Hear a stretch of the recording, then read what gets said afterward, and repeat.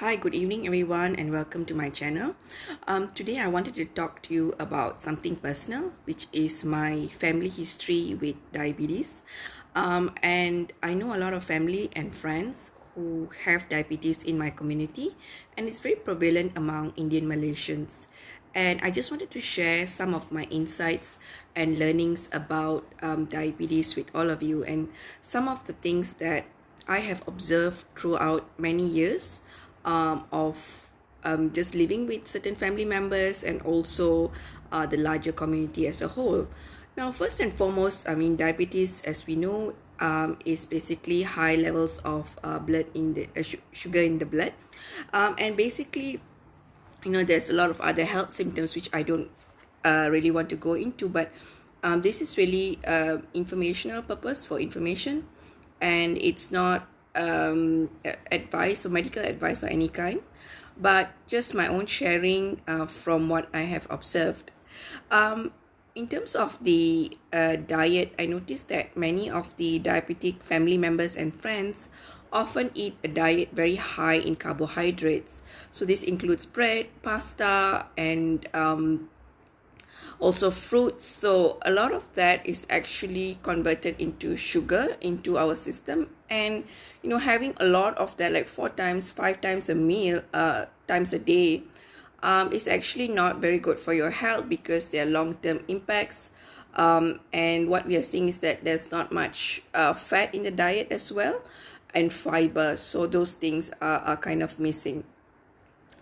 And in terms of the food and the environment, I noticed that many of the diabetic patients don't really want to change their existing lifestyle. That's quite unfortunate because they're so used to eating what they are eating, so it becomes a habit.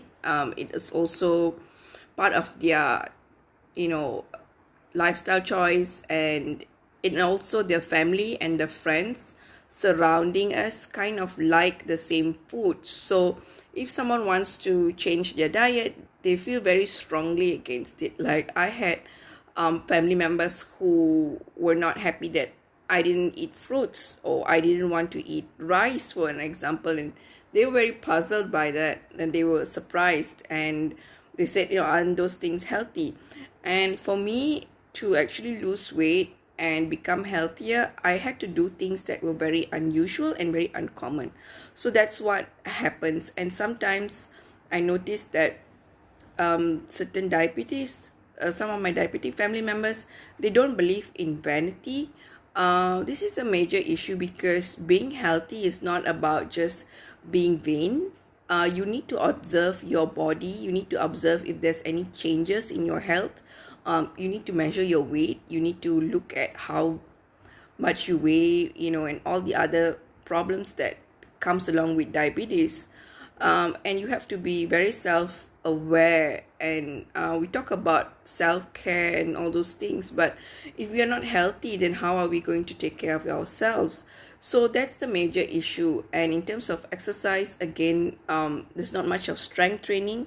The underlying psychology behind it is that you can exercise all your calories away, and unfortunately that's not always the case because if your diet is not healthy, then you can't really just keep exercising your char kway teow that you had for the day, or the curry mee that you had for the day. So it's not just about exercising the calories. I felt that when I lost weight, my changes were about 80% to my diet. So I changed my diet and the rest followed.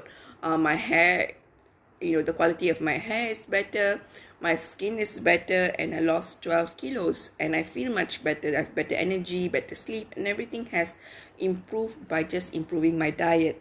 So diet has helped tremendously with my overall health and fitness. So in terms of what can we do right now, I would suggest that we get more educated, more aware of what we are eating, understand the nature of diabetes, understand how certain foods is affecting our blood sugar. So those kind of things is really useful. We have doctors in Sky Clinic in Kuala Lumpur who have started their sugar class with Dr. Roland Victor. He's educating people on step-by-step a program, an online program that educates people about diabetes, about calories, the kind of food that's there. So I think that these kind of things, we need to be mindful of our diet firstly, our environment, our social factors, our friends and family kind of influencing you, not in a positive way, unfortunately. So those kind of things, and also being mindful of our physical activities. So those kind of things are very useful. And what we can do right now is just to observe our diet, cut down our carbs, get educated through various programs, be more physical. Oh, I've got a question here. What's the best breakfast diet?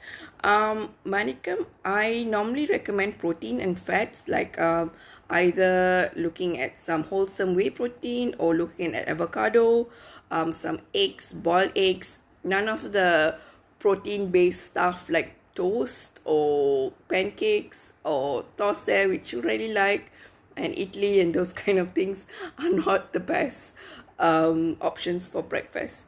So this has been my observation through my research and my understanding. So with that, I hope that these tips have been useful for you, and thank you so much. And please like and subscribe to my YouTube channel. Good night.